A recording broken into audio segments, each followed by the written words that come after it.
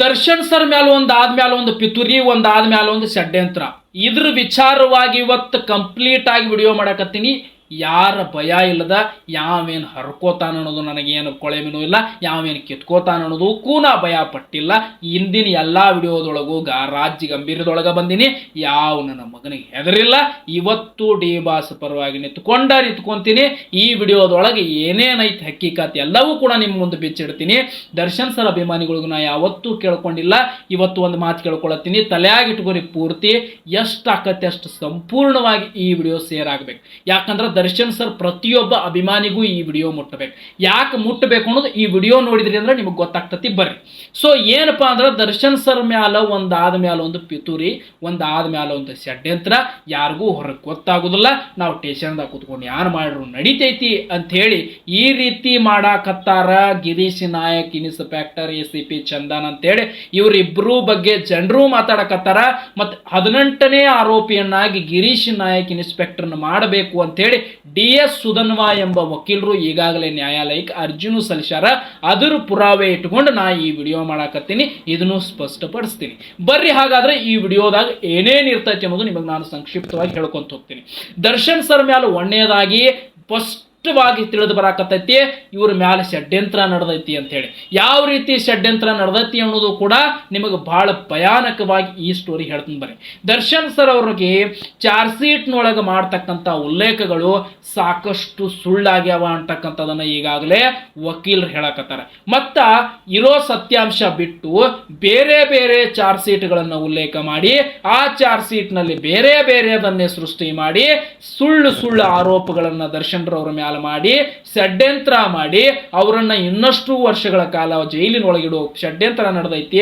ಮತ್ತು ಅವರ ಮ್ಯಾಲ ಸಂಪೂರ್ಣವಾದ ಆ ಒಂದು ಪಿತೂರಿ ನಡೆದೈತಿ ಅಂತೇಳಿ DS ಸುಧನ್ವಾ ಎಂಬ ಅಡ್ವೊಕೇಟ್ ವಕೀಲರು ಈಗಾಗಲೇ ಹೇಳಾಕತ್ತಾರ. ಮತ್ತು ಸ್ಟೇಷನ್ದೊಳಗಿರ್ತಕ್ಕಂಥ ಟೈಲ್ಸ್ ಬದಲಾವಣೆಗಳನ್ನು ಕೂಡ ಮಾಡುವುದು ನನಗೆ ಬಹುತೇಕ ಸಂಶಯ ಐತಿ ಅಂತ ಕೂಡ DS ಸುಧನ್ವಾ ವಕೀಲರು ಹೇಳ್ಯಾರ. ಯಾವ ಕಾರಣಕ್ಕೆ ಟೈಲ್ಸ್ ಚೇಂಜ್ ಮಾಡಾರ್ದಾರ, ಏನೇನು ಈ ಪಿತೂರಿ ಐತಿ ಅನ್ನೋದು ಕಂಪ್ಲೀಟ್ ಆಗಿ ನಿಮಗೆ ನಾನು ತಿಳಿಸ್ತೀನಿ. DS ಸುಧನ್ವಾ ಅಂತಕ್ಕಂಥ ಅಡ್ವೊಕೇಟ್ರು ಕಾಮಾಕ್ಷಪಾಳ್ಯ ಪೊಲೀಸ್ ಠಾಣೆ ಒಳಗೆ ಹೋಗಬೇಕು, ನಾನು ನೋಡಬೇಕು, ಕಾಮಾಕ್ಷಪಾಳ್ಯ ಪೊಲೀಸ್ ಠಾಣೆ ಒಳಗೆ ನಾನು ಬಿಡಬೇಕು ಅಂತೇಳಿ ಕೇಳ್ಕೊಂಡಾಗ ನಾವು ಬಿಡುದಿಲ್ಲ, ಪೊಲೀಸ್ ಠಾಣೆ ಒಳಗೆ ನಿಮಗೆ ನಾವು ಬರ್ಲಾಕ ಅಲಾವು ಕೊಡುದಿಲ್ಲ, ನಮಗೆ ಮ್ಯಾಲಿನ ಅಧಿಕಾರಿಗಳ ಒಂದು ಆರ್ಡರ್ ಆಗೈತಿ ಅಂತೇಳಿ ಸುಮ್ಮನೆ ತಕರಾರು ತೆಗೆದ DS ಸುಧನ್ವಾ ಅಂತಕ್ಕಂಥ ಒಬ್ಬ ಅಡ್ವೊಕೇಟ್ ಹೈಕೋರ್ಟ್ ವಕೀಲನನ್ನ ಕಾಮಾಕ್ಷಿಪಾಳ್ಯ ಪೊಲೀಸ್ ಠಾಣೆ ಒಳಗೆ ಬಿಟ್ಟುಕೊಂಡಿಲ್ಲ ಅಂದ್ರೆ ಇನ್ನೆಂತ ಪಿತೂರಿಗಳು ಇದ್ರೊಳಗೆ ನಡೆದಾವ ಅಂತಕ್ಕಂಥದನ್ನು ಕಂಪ್ಲೀಟ್ ಆಗಿ ಈ ವಿಡಿಯೋದಾಗ ನಾನು ನಿಮಗೆ ತಿಳಿಸ್ತೀನಿ. ಬರ್ರಿ, ಹಾಗಾದ್ರೆ ವಿಡಿಯೋ ಈಗ ಸ್ಟಾರ್ಟ್ ಆಯ್ತು ನೋಡ್ರಿ. ಏನಪ್ಪಾ ಅಂದ್ರೆ ಈ ಒಂದು ಚಾರ್ಜ್ ಶೀಟ್ ಸಲ್ಲಿಕೆ ಮಾಡಿದ್ರು. ಯಾವ ಚಾರ್ಜ್ ಶೀಟ್ ಸಲ್ಲಿಕೆ?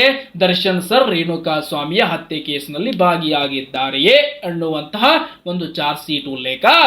ಈ ಚಾರ್ಜ್ ಶೀಟ್ ಒಳಗ ಒಂದಿಷ್ಟು ಚಾರ್ಜ್ ಶೀಟ್ನೊಳಗೆ ಬರೆದಂತಹ ಆ ಒಂದು ಒಂದಿಷ್ಟು ವಿಚಾರಗಳದಾವಲ್ಲ ಅವೆಲ್ಲ ಕೂಡ ಷಡ್ಯಂತ್ರದಿಂದ ಕೂಡ್ಯಾವ ಅಂತ ಹೇಳಿ ನಿಮಗೆ ಈಗಾಗಲೇ ಸುದ್ದಿನೂ ಬಂದಿರ್ತದ. ಅದೇ ಸುದ್ದಿಯನ್ನು ಕೂಡ ನಾನು ಪ್ರಸ್ತಾಪ ಪಡಿಸಕತ್ತೀನಿ.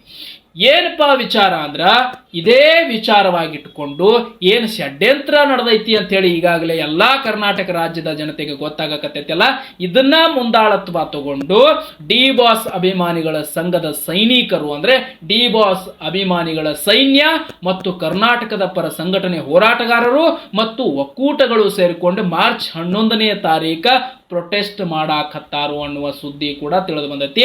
ಪ್ರೊಟೆಸ್ಟ್ ನಿಲ್ಲಾವರ್ದಾರು ಅನ್ನುವಂಥ ಸುದ್ದಿನೂ ಬಂದೈತಿ. ಏನು ಪ್ರೊಟೆಸ್ಟಾ? ಡಿ ಬಾಸ್ ಅಭಿಮಾನಿಗಳ ಸಂಘದ ಸೈನಿಕರು ಮತ್ತು ಕರ್ನಾಟಕದ ಪರ ಸಂಘಟನೆ ಹೋರಾಟಗಾರರು ಮತ್ತು ಒಕ್ಕೂಟಗಳು ಸೇರಿಕೊಂಡು ಈ ಷಡ್ಯಂತ್ರದ ವಿರುದ್ಧ ದರ್ಶನ್ ರವರ ಮೇಲೆ ನಡೆದಂತ ಷಡ್ಯಂತ್ರ ನಡೆದಿದೆಯಲ್ಲ, ಇದರ ಒಂದು ವಿಚಾರವಾಗಿ ಪ್ರತಿಭಟನೆ ಮಾಡಾವರ್ದಾರ ಅನ್ನುವಂತ ಸುದ್ದಿ ಮಾರ್ಚ್ 11ನೇ ತಾರೀಕು ಪ್ರತಿಭಟನೆ ನಡೆದೈತೆ ಅನ್ನುವಂತ ಸುದ್ದಿ ಕೂಡ ಹೊರಗೆ ಬಂದೈತಿ. ಇದೇ ಮಾರ್ಚ್ 11ನೇ ತಾರೀಕು ಪ್ರೊಟೆಸ್ಟ್ ಅಂದ್ರೆ ಪ್ರತಿಭಟನೆ ನಡೆಯುವುದ ನಿಜ ಆದ್ರ, ಪ್ರತಿಭಟನೆಗೆ ಎಲ್ಲರೂ ಕೂಡ ಸಜ್ಜಾದ್ರ ಈ ವಿಡಿಯೋ ಪ್ರತಿಯೊಬ್ಬ ಡಿ ಬಾಸ್ ಅಭಿಮಾನಿಗಳಿಗೆ ಶೇರ್ ಮಾಡ್ರಿ. ಮಾರ್ಚ್ 11ನೇ ತಾರೀಕು ಎಲ್ಲೆಲ್ಲಿ ಪ್ರೊಟೆಸ್ಟ್ ನಡೀತೈತಿ, ಎಲ್ಲೆಲ್ಲಿ ಪ್ರತಿಭಟನೆ ನಡೀತೈತಿ, ಅಲ್ಲಿ ಎಲ್ಲಾ ಡಿ ಬಾಸ್ ಅಭಿಮಾನಿಗಳು ಸೇರ್ಕೊಂಡ ಆ ಪ್ರತಿಭಟನೆಗ ಒಂದು ಯಶಸ್ವಿಗೊಳಿಸ್ರಿ ಅಂತ ಹೇಳಿ ನಾನಲ್ಲ, ಇಡೀ ದರ್ಶನ್ ಸರ್ ಅಭಿಮಾನಿಗಳ ಸಮ್ಮುಖವಾಗಿ ಈ ವಿಡಿಯೋ ಮಾಡಿದಂತ ವಿಚಾರನೂ ಐತಿ. ಯಾಕಪ್ಪ ಅಂದ್ರ ಎಲ್ಲರೂ ಕೂಡ ನಾವು ನಮ್ಮ ಭಾರತೀಯ ಕಾನೂನಿಗೆ ತಲೆಬಾಗಿ ನಮಸ್ಕಾರ ಮಾಡ್ತಕ್ಕಂಥದ್ದು ನಮ್ಮ ಪ್ರತಿಯೊಬ್ಬ ಭಾರತೀಯನ ಕರ್ತವ್ಯ ಮತ್ತು ಪ್ರತಿಯೊಬ್ಬ ಭಾರತೀಯನ ಆ ಒಂದು ನಿಯಮ ಕೂಡ ಹೌದು. ಆದರೆ ಇದೇ ಕಾನೂನಿಗೆ ನಾನು ಕಾನೂನು ಕಾಯ್ತೀನಿ ಅಂತ ಕಾಕಿ ಬಟ್ಟೆ ಹಾಕೊಂಡು ಪಿತೂರಿ ಮಾಡಿ ಟ್ರಯಲ್ ಮಾಡ್ತನು, ಅದನ್ನು ಮಾಡ್ತನು, ಚಾರ್ಜ್ ಶೀಟ್ ಸಲ್ಲಿಕೆ ಮಾಡ್ತಾನಂತ ಪಿತೂರಿಗಳು ಮಾಡಿದವರಿಗೆ ನ್ಯಾಯಾಲಯದೊಳಗೂ ತಕ್ಕ ಉತ್ತರ ಐತಿ. ಇವರಿಗೆ ಜೀವಾವಧಿ ಶಿಕ್ಷೆ ಕೊಡುವಷ್ಟು ದೊಡ್ಡ ಮಟ್ಟದ ನ್ಯಾಯಗಳದಾವು. ಅದು ಎಲ್ಲ ನಿಮಗೆ ಗೊತ್ತಿರಲಿ. ಇವ್ರು ಏನಾದ್ರ ದರ್ಶನ್ ಸರ್ ಮೇಲೆ ಪಿತೂರಿ ಮಾಡಿದ್ದ ಸತ್ಯ ಅನ್ನೋದು ಹೊರಗೆ ಬಂದ್ರ, ಇವ್ರು ಪಿತೂರಿ ಮಾಡಿದ್ದ ನಿಜ ಅನ್ನೋದು ಕನ್ಫರ್ಮ್ ಆದ್ರ ಇವರಿಗೆ ಜೀವಾವಧಿ ಶಿಕ್ಷೆನೂ ಆಗ್ತೈತಿ. ಯಾರ್ಯಾರಿಗೆ? ACP ಚಂದನ್ ಕುಮಾರ್ಗ ಮತ್ತು ಈಗ ಗಿರೀಶ್ ನಾಯಕ್ ಕುಮಾರ್ ಇನ್ಸ್ಪೆಕ್ಟರ್, ಯಾವ ಗಿರೀಶ್ ನಾಯಕ್ ಅಂತಕ್ಕಂಥ ಇನ್ಸ್ಪೆಕ್ಟರ್ಗ. ಯಾಕಪ್ಪ ಅಂದ್ರ ದರ್ಶನ್ ಅವ್ರ ಮೇಲೆ ಸುಳ್ಳು ಪಿತೂರಿ ಮಾಡಿ ಯಾರೋ ಒಬ್ಬರ ಮಾತು ಕೇಳ್ಕೊಂಡ ಯಾರೋ ದುಡ್ಡು ಕೊಟ್ರು ಅಂತ ಏನಾರ ಮಾಡ್ಯಾರ ಅನ್ನೋಕ್ಕಿಂತಲೂ ಮಾಡಿದ್ದರ ಅದು ನ್ಯಾಯಾಲಯದೊಳಗೆ ಕನ್ಫರ್ಮ್ ಆದ್ರ ಇವರಿಗೆ ಜೀವಾವಧಿ ಶಿಕ್ಷೆ ಕೊಡುವಂತಹ ನ್ಯಾಯಾಲಯವು ಕೂಡ ಇದು ಸಿದ್ಧಪಡಿಸ್ಕೊಳ್ಳುತ್ತ. ಮತ್ತು ಅಂತಹ ನ್ಯಾಯಬದ್ಧವಾದಂತಹ ಕಾನೂನು ನಮ್ಮ ಭಾರತದ ದೇಶದಲ್ಲಿ ಇದೆಯಲ್ಲ, ಅದಕ್ಕೆ ನಾವು ಸಲಾಂ ಹೊಡಿಲೇಬೇಕು, ಅದಕ್ಕೆ ನಾವು ಕೈ ಮುಗಿಲೇಬೇಕು. ಯಾಕಂದ್ರೆ ನಮ್ಮ ಭಾರತೀಯ ಕಾನೂನು ಯಾರಿಗೂ ಕೂಡ ಅನ್ಯಾಯ ಮಾಡಿಲ್ಲ. ಇಂತಹ ನ್ಯಾಯವಾದಿಗಳು ಅಂತ ಹೇಳ್ಕೊಂಡು ಅನ್ಯಾಯ ಮಾಡಿ ಪಿತೂರಿ ಮಾಡುವಂತಹ ನಮಕರಾಮಗಳದಾರ. ಆದ್ರೆ ನ್ಯಾಯಾಲಯದೊಳಗಿರ್ತಕ್ಕಂಥವ್ರು ಯಾರು ಕೂಡ ಇಂತಹ ನಮಕರ ಕೆಲಸಕ್ಕೆ ಕೈ ಹಾಕುವುದಿಲ್ಲ. ಯಾಕಂದ್ರೆ ನ್ಯಾಯಾಲಯ ಅನ್ನೋದು ಒಂದು ದೇವಾಲಯ ಇದ್ದಂಗ. ಅದಕ್ಕೆ ಆ ದೇವಾಲಯದೊಳಗೆ ದೇವ್ರ ಕೂತಂತ ಸರಿಯಾದ ಸೂಕ್ತದ ತೀರ್ಪ ಕೊಡ್ತಾರೋ ಅಂತಹ ನ್ಯಾಯಾಲಯ ಕಾನೂನು ನಮ್ಮಲ್ಲಿ ಭಾರತದೊಳಗೆ ಐತಿ. ಇಂತಹ ನ್ಯಾಯಾಲಯನ ಕಾಯ್ತೀನಿ ಅಂತ ಹೇಳಿ, ನಾನು ನ್ಯಾಯಾಲಯದ ಭಕ್ತ ಆಗ್ತೀನಿ ಅಂತ ಹೇಳಿ, ನಾನು ನ್ಯಾಯವಾಗಿ ನಡ್ಕೊಳ್ತೀನಿ ಅಂತ ಮೈ ಮೇಲೆ ಕಾಕಿ ಹಾಕೊಂಡಿರೋರು ಹೇಳು ತಿನ್ನು ಕೆಲಸ ಮಾಡಿದ್ರೆ ಪಾಪ ನ್ಯಾಯಾಲಯ ಕೂತ್ಕೊಂಡವ್ರು ಏನು ಮಾಡೋರು? ನ್ಯಾಯಾಲಯ ಏನು ಮಾಡೋದು? ಇಂಥ ಪಿತೂರಿ ಮಾಡ್ಕೊಂಡು ಏನು ಮಾಡೋರು? ಇಂಥ ಪಿತೂರಿ ಮಾಡೋರು ಅಲ್ಲಿ ಏನು ಸಾಕ್ಷಿ ಸಿಗ್ತದೋ, ಅಲ್ಲಿ ಏನು ನ್ಯಾಯ ಅನಿಸ್ತದೋ ಅದೇ ತೀರ್ಪು ಹೊರಗಡೆ ಬರ್ತವೆ. ಹಂಗ ತೀರ್ಪು ಹೊರಗಡೆ ಬರ್ಲಿ ಅಂತ ಇವ್ರು ಪಿತೂರಿ ಮಾಡಿ ಚಾರ್ಜ್ ಶೀಟ್ ಸಲ್ಲಿಕೆ ಮಾಡಿದ್ರೆ ಹೊರಗೆ ಯಾರಿಗೆ ಗೊತ್ತಾಗಂಗಿಲ್ಲ, ಹೊರಗೆ ಯಾರು ಕೇಳವ್ರಿಲ್ಲ, ಹೇಳವ್ರಿಲ್ಲ ಅನ್ನೋದು ಈ ನಮಕರಾಮಗಳ ಬುದ್ಧಿ. ಆದ್ರೆ ಅದನ್ನ ಇವತ್ತ ಇಂಥವ್ರು ಬಿಡಬೇಕು. ಯಾಕಂದ್ರ ಅಂತದ್ರ ಪರ ಧ್ವನಿ ಎತ್ತಲಾಕ ಹೊರಗಿನವ್ರು ಸಮಾಜ ಸೋಷಿಯಲ್ ಮೀಡಿಯಾದಾಗ ಭಯ ಬಿಡ್ತಾರೋ, ಯಾರೂ ನಮ್ಮ ವಿರುದ್ಧ ಮಾತಾಡಂಗಿಲ್ಲ, ಯಾಕಂದ್ರೆ ನಾವು ದೊಡ್ಡ ದೊಡ್ಡವ್ರು ಅದೀವಿ ಅಂತೇಳಿ ತಲೆಯಾಗಿ ಇಟ್ಕೊಂಡಿದ್ರೆ ಅಂತದಕ್ಕೆ ಬೇರೆ ಯಾರು ಭಯ ಬಿಡ್ತಾರೋ ಗೊತ್ತಿಲ್ಲ. ಆದ್ರೆ ಇವ್ರ ರಾಜಗೌಡ ಮಿರ್ಜಿ ಮಾತ್ರ ಭಯ ಬೀಳಂಗಿಲ್ರ ತಮ್ಮ. ಯಾಕಂದ್ರ ಇರದ ಮಾತಾಡವ, ಇರುವುದ ಹೇಳವ, ದರ್ಶನ್ ಸರ್ ಪರವಾಗಿ ನಿಲ್ಲವ ಅಂದ್ರ ನಿಲ್ಲವ. ಯಾವೇನು ಕಿತ್ಕೊಳಂಗದ್ರಿ, ಯಾವೇನು ಹರ್ಕೊಳಂಗದ್ರಿ, ಅದ್ರೂ ಒಮ್ಮೆ ಆಗಿ ಹೋಗ್ಲಿ ಆಗುದಿತ್ತಂದ್ರ ಕರಿ ದರ್ಶನ್ ಸರ್ ಬೆನ್ನೆಲುಬಾಗಿ ಅಂದ್ರೆ ಅಷ್ಟು ದೊಡ್ಡ ವ್ಯಕ್ತಿಗಳಲ್ಲ.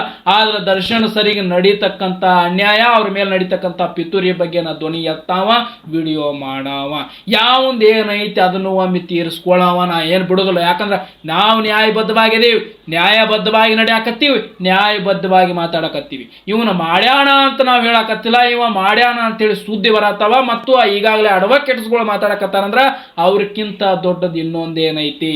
ಇದನ್ನ ದೊಡ್ಡದೇನೈತಿ? ನ್ಯಾಯಾಲಯ ಐತಿ. ನ್ಯಾಯಾಲಯದೊಳಗೆ ನೀವು ಪಿತೂರಿ ಮಾಡಿರಿ ಅನ್ನೋದು ತೀರ್ಪು ಬಂದ್ರೆ ನಿಮಗೆ ಕಠಿಣವಾದಂತ ಶಿಕ್ಷೆ ಆಗ್ತಲ್ಲ, ಜೀವಾವಧಿ ಶಿಕ್ಷೆನೂ ಆಗ್ತದೆ. ಅದನ್ನು ನೀವು ಒಂದ್ಸಲಿ ತೆರೆಯಾಗಿಟ್ಕೋರಿ. ಯಾರೇ ದುಡ್ಡು ಕೊಟ್ರು, ಯಾರೇ ಏನೋ ಹೇಳ್ರು ಅಂತ ದರ್ಶನ್ ಅವ್ರನ್ನ ಹಾಳು ಮಾಡಬೇಕು, ದರ್ಶನ್ ಅವ್ರನ್ನ ತುಳಿಬೇಕು ಅಂತ ತಲೆಯಾಗಿದ್ರೆ ಇವತ್ತ ಅದನ್ನು ತೆಗೆದು ಬಿಡ್ರಿ.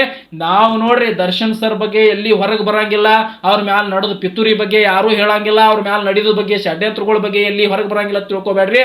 ನನ್ನ ಕೈಲಿ ಎಷ್ಟು ಸಾಧ್ಯಕತ್ತೀವಿ ನಾ ಅಷ್ಟು ವಿಡಿಯೋ ಮಾಡವ. ದರ್ಶನ್ ಸರ್ ಮೇಲೆ ಮಾಡಿದಂತ ಪಿತೂರಿ ಬಗ್ಗೆ ನಾ ಜನರಿಗೆ ತಿಳಿಸವ, ದರ್ಶನ್ ಸರ್ ಅಭಿಮಾನಿಗಳಿಗೆ ಗೊತ್ತು ಮಾಡವ. ಸೊ ಇಷ್ಟು ನೀವು ಇದನ್ನ ಮೊದಲು ತಿಳ್ಕೋಬೇಕಾಗಿರ್ತಕ್ಕಂಥದ್ದು ಭಾಳ ಐತಿ. ಇನ್ನೊಂದು ದರ್ಶನ್ ಸರ್ ಅಭಿಮಾನಿಗಳು ಇದನ್ನ ಲಕ್ಷ್ಯ ಕೊಟ್ಟು ಕೇಳಿಸ್ಬೋದು. ಯಾಕೆ ಹೇಳಕತ್ತೀನಿಪ್ಪ ಅಂದ್ರ ಇದು ಪ್ರತಿ ಹೆಜ್ಜೆಗೂ ಕೂಡ ಸೇರಾಗ್ಬೇಕು. ಯಾಕಂದ್ರೆ ದರ್ಶನ್ ಸರ್ ಅಭಿಮಾನಿಗಳು ಗೊತ್ತಾಗಬೇಕು. ಮಾರ್ಚ್ 11ನೇ ತಾರೀಕು ಪ್ರೊಟೆಸ್ಟ್ ಆಗಕತ್ತೈತಿ. ಕರ್ನಾಟಕದ ಸಂಘಟನೆಗಳು ಮತ್ತು ಡಿ-ಬಾಸ್ ಸೈನ್ಯ ಅಭಿಮಾನಿಗಳು ಮತ್ತು ಒಕ್ಕೂಟಗಳು ಸೇರ್ಕೊಂಡು ಮಾಡ್ತಕ್ಕಂಥ ಪ್ರೊಟೆಸ್ಟ್. ದರ್ಶನ್ ಸರ್ ಅವ್ರ ಮೇಲೆ ಷಡ್ಯಂತ್ರ ನಡೆದೈತಿ, ಇಂಥ ಪೊಲೀಸರು ಇಂಥ ಇನ್ಸ್ಪೆಕ್ಟರ್ಗಳು ಮಾಡ್ಯಾರ ಅಂತೇಳಿ ಒಂದು ಪ್ರತಿಭಟನೆ ಕೂಡ ನಡೆಯಾಕತ್ತೈತಿ ಅನ್ನೋದಕ್ಕೂ ಸುದ್ದಿ ಬಂದೈತಿ. ಅದಕ್ಕೆ ಅದೇನಾದ್ರೂ ಪ್ರತಿಭಟನೆ ನಡೆದ ನಿಜ ಆದ್ರ ನನ್ನ ಕಮ್ಯುನಿಟಿ ಒಳಗೆ ನಾನು ಕೂಡ ಒಂದು ಪೋಸ್ಟ್ ಮಾಡಿರ್ತೀನಿ, ಅದನ್ನ ನೋಡ್ಕೊಂಡು ಸೊ ಎಲ್ಲಾ ಅಭಿಮಾನಿಗಳು ಕೂಡ ಸಾಕಷ್ಟು ನನ್ನ ಸಬ್ಸ್ಕ್ರೈಬರ್ಸ್ಗಳೊಳಗೆ ಏನದಿರಲ್ಲ, ದರ್ಶನ್ ಸರ್ ಅಭಿಮಾನಿಗಳು ನನ್ನ ಸಬ್ಸ್ಕ್ರೈಬರ್ಸ್ ಏನದಿರಲ್ಲ, ಎಲ್ಲರೂ ಕೂಡ ಇದನ್ನು ಹೆಚ್ಚಿನದಾಗಿ ಶೇರ್ ಮಾಡೋದ್ರ ಜೊತೆಗೆ ದರ್ಶನ್ ಸರ್ ಅಭಿಮಾನಿಗಳ ಪ್ರತಿಭಟನೆಯಲ್ಲಿ ನೀವು ಕೂಡ ಭಾಗಿಯಾಗಿ ಆ ಪ್ರತಿಭಟನೆ ಯಶಸ್ವಿಗೊಳಿಸ್ರಿ ಅನ್ನೋದ ನಮ್ಮ ಉದ್ದೇಶ. ಯಾಕೆ ಹೇಳಕತ್ತೀವಿ ಅಂದ್ರೆ ನ್ಯಾಯದ ಪರವಾಗಿ ಪ್ರತಿಭಟನೆ ಮಾಡ್ಲಾಕ್ ಯಾರಿಗೆ ಅಂಜಬೇಕಾಗಿಲ್ಲಪ್ಪ. ನ್ಯಾಯ ಕೊಡ್ರಿ ಅಂತೇಳಿ ಕೇಳಕ್ಕೆ ಯಾರಿಗೆ ಅನ್ಸಬೇಕಾಗಿಲ್ಲ. ನಾವೇನು ದಾಂಧಲಿ ಮಾಡಾಕತ್ತಿಲ್ಲ, ನಾವೇನು ಹೋಗಿ ರೌಡಿಸಮ್ ಮಾಡತ್ತಿಲ್ಲ, ಪ್ರತಿಭಟನೆ ಮಾಡಾಕತ್ತೀವಿ. ಯಾಕೆ ಅನ್ಯಾಯ ಮಾಡಾಕತ್ತೀರಿ, ದರ್ಶನ್ ಸರ್ ಮೇಲೆ ಯಾಕೆ ಪಿತೂರಿ ಮಾಡಾಕತ್ತೀರಿ ಅಂತೇಳಿ ನ್ಯಾಯ ಕೇಳಲಿಕ್ಕೆ ಹೊರಟಂತವ್ರು ನಾವು. ನಾವ್ಯಾಕೆ ಯಾರಿಗೆ ಹೆದರ್ಬೇಕು, ನಾವ್ಯಾಕೆ ಯಾರಿಗೆ ಹೆದರಿ ಹಿಂದೆ ಸರಿಬೇಕು? ನ್ಯಾಯ ಅನ್ನೋದು ಎಲ್ಲರಿಗೂ ಒಂದಾದ್ರೆ ದರ್ಶನ್ ಸರ್ಗೂ ಒಂದ ಅನ್ನೋದು ನಮ್ಗೆ ದೃಷ್ಟಿ ಒಳಗೆ ಕಾಣಿಸ್ಬೇಕು. ಅಂದ್ರೆ ನಾವೆಲ್ಲರೂ ನ್ಯಾಯಾಲಯದಲ್ಲಿ ನಿಂತುಕೊಂಡು ನಮಗೆ ನ್ಯಾಯ ಕೊಡ್ರಿ ಅಂತ ಕೇಳಲಿಕ್ಕೆ ಸಾಧ್ಯ. ಇವತ್ತು ಎಷ್ಟೋ ಅನ್ಯಾಯಗಳನ್ನು ಮಾಡಿದಂಥವ್ರು ಹೊರಗೆ ಬಂದು ಕೂತ್ಕೊಂಡಾರ. ಆದರೆ ಇವತ್ತು ದರ್ಶನ್ ಸರ್ ಯಾಕೆ ಒಳಗೆ ಸಿಕ್ಕೊಂಡಾರ? ಅವ್ರು ಮಾಡ್ಯಾರೋ ಇಲ್ಲೋ ಏನೋ ಕನ್ಫರ್ಮ್ ಇಲ್ಲ, ಅವ್ರು ಮಾಡ್ಯಾರ ಅನ್ಲಾಕ ಏನೋ ಒಂದು ಸಾಕ್ಷಿ ಸಿಕ್ಕತ್ತೋ ಇಲ್ಲೋ ಗೊತ್ತಿಲ್ಲ.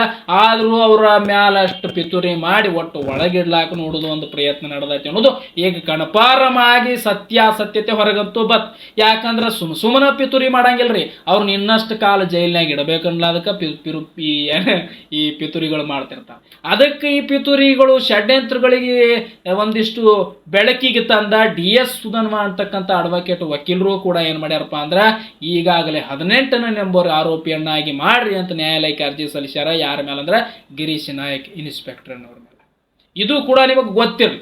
ಸೊ ಇಷ್ಟೆಲ್ಲ ನಡೆದೈತಿ. ಮತ್ತು ಇನ್ನೊಂದು ವಿಚಾರಕ್ಕೆ ಕೊನೆಯದಾಗಿ ಹೇಳ್ತೀನಿ, ಭಾಳ ಜನ ನನಗೆ ಬಂದು ಕೇಳ್ತಾರ, ದರ್ಶನ್ ಸರ್ ನಿಮಗೆ ಏನು ಕೊಟ್ಟಾರ, ಅವ್ರ ಪರವಾಗಿ ಮಾತಾಡ್ತೀಯಲ್ಲೋ, ನಿನಗೇನು ಕೊಟ್ಟಾರ ಅಂತ ಹೇಳಿ. ನಾ ಕೇಳ್ತೀನಿ, ಅವ್ರ ವಿರುದ್ಧವಾಗಿ ಮಾತಾಡಕತ್ತವ್ರು ನನಗೆ ಕೇಳಾಕತ್ತಿರಲ್ಲ ಈ ಪ್ರಶ್ನೆ.